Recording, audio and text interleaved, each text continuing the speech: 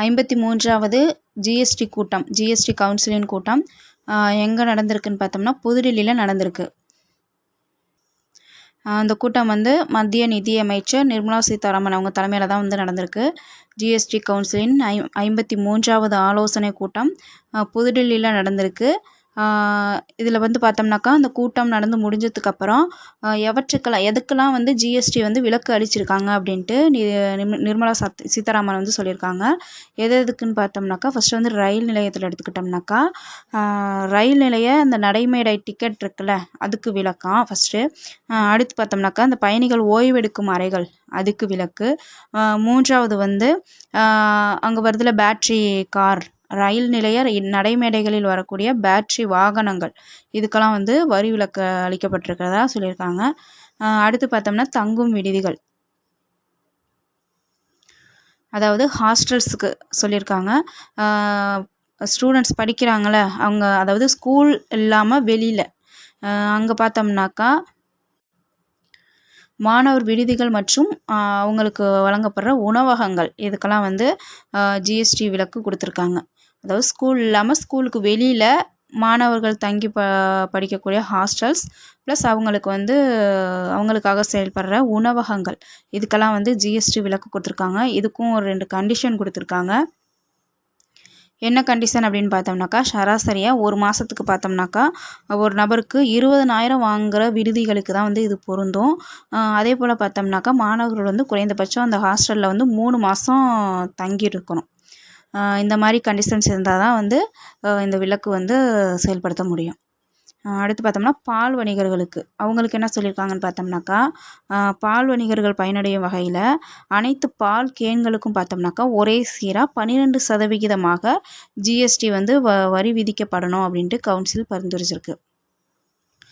அடுத்து பார்த்தோம்னாக்கா சிறு குறு வரி செலுத்துவங்களுக்கு என்ன சொல்லியிருக்காங்கன்னாக்கா ஜிஎஸ்டி வரி திருப்பி செலுத்தும் 4ஆம் படிவத்தை தாக்கல் செய்வதற்கான கால அவகாசத்தை பார்த்தோம்னா ஏப்ரல் 30 இப்போ சொல்லியிருக்காங்க. அதை ஏப்ரல் 30லேருந்து ஜூன் 30 நீட்டிக்கிறதுக்கு கவுன்சில் பரிந்துரைச்சிருக்கிறதா சொல்லியிருக்காங்க. இது 2024-2025 நிதியாண்டில் நடைமுறைக்கு வரும் அப்படின்னு சொல்லியிருக்காங்க. ஜிஎஸ்டி பற்றி ஒரு 5 பாயிண்ட் பார்ப்போம். ஜிஎஸ்டிங்கிறது என்னென்னு பார்த்தோம்னாக்கா குட்ஸ் அண்ட் சர்வீஸ் டேக்ஸ், அதாவது சரக்கு மற்றும் சேவை வரி.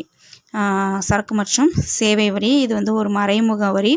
மத்திய மற்றும் மாநில அரசாங்கங்களால் விதிக்கப்படும் பல்வேறு வரிகளுக்கு பதிலாக ஒற்றை வரியாக அறிமுகப்படுத்துகிறது தான் இந்த ஜிஎஸ்டி. இது பார்த்தோம்னாக்கா இந்த 101வது அரசியலமைப்பு திருத்தச் சட்டம் 2016 தான் இந்தியாவில் ஜிஎஸ்டியை அறிமுகப்படுத்துனுச்சு.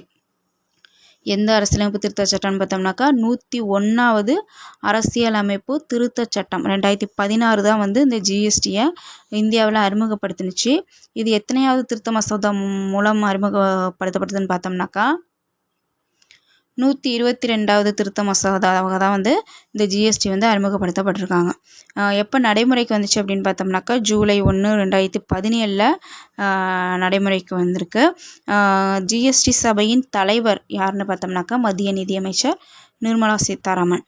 அதுக்கப்புறம் பார்த்தோம்னா எந்த விகிதங்களில் வரி விதிக்கப்படுது, அந்த ஜிஎஸ்டி வரி விதிக்கப்படுது அப்படின்னு பார்த்தோம்னாக்கா 0%, 5%, 12%, 18%, 5வது 28%. மொத்தம் 5 வரி விகிதங்கள் முறையில் தான் இந்த ஜிஎஸ்டி வரி விதிக்கப்பட்டு வருது. 0%, 5%, 12%, 18% ப்ளஸ் 5th 28%. அடுத்து பார்த்தோம்னா கடினமான மற்றும் விலை மதிப்பற்ற கற்களுக்கு பார்த்தோம்னா 0.25%. அதுவே வடிவமற்ற அரை குறைவான கற்கள் மற்றும் தங்கத்துக்கு பார்த்தோம்னா 3% வரி விதிக்கப்படுது. 53வது ஜிஎஸ்டி கவுன்சில் கூட்டம் எங்கே நடந்திருக்குன்னு பார்த்தோம்னா புதுடில்லியில் நடந்திருக்கு. யாருடைய தலைமையில்னு பார்த்தோம்னாக்கா மத்திய நிதியமைச்சர் நிர்மலா சீதாராமன் தலைமையில் நடந்திருக்கு. இதில் பார்த்தோம்னா எதுக்கெல்லாம் ஜிஎஸ்டி விலக்கு அளிச்சிருக்காங்க அப்படின்னு பார்த்தோம்னா ஃபஸ்ட்டு ரயில்வே ஸ்டேஷனில் எடுத்துக்கிட்டோம்னாக்கா நடைமேடை டிக்கெட்ஸ் அதுக்கு வரி விலக்கு செஞ்சுருக்காங்க.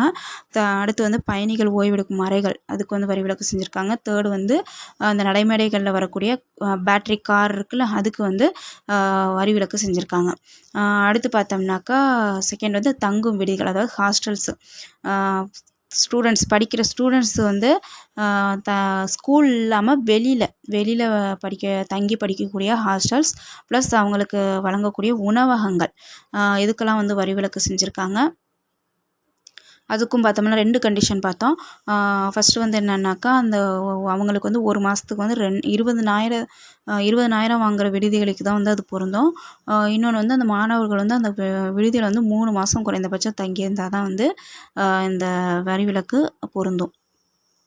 அடுத்து பார்த்தோம்னா பால் வணிகர்கள், அவங்களுக்கு பார்த்தோம்னாக்கா அவங்க அந்த பால் கேன் இருக்குல்ல, அதுக்கெலாம் வந்து ஒரே சீராக 12% அப்படிங்கிற ஜிஎஸ்டி வரி விதிக்கப்படணும் அப்படின்னு ஜிஎஸ்டி கவுன்சில் வந்து பரிந்துரைச்சிருக்கு. அடுத்து பார்த்தோம்னா சிறு குறு வரி செலுத்துவங்களுக்கு, அவங்களுக்கு என்ன சொல்லியிருக்காங்கனாக்கா, அவங்க வந்து வரி திருப்பி செலுத்துதல் அப்படிங்கிற 4ஆம் படிவத்தை வந்து தாக்கல் செய்வதற்கான கால அவகாசத்தை ஏப்ரல் 30லேருந்து ஜூன் 30க்கு நீட்டிக்கிறதுக்கு பரிந்துரை செஞ்சுருக்காங்க. இது வந்து இப்போ 2024, 2025 நிதியாண்டு முதல் நடைமுறைக்கு வரும் அப்படின்னு சொல்லியிருக்காங்க.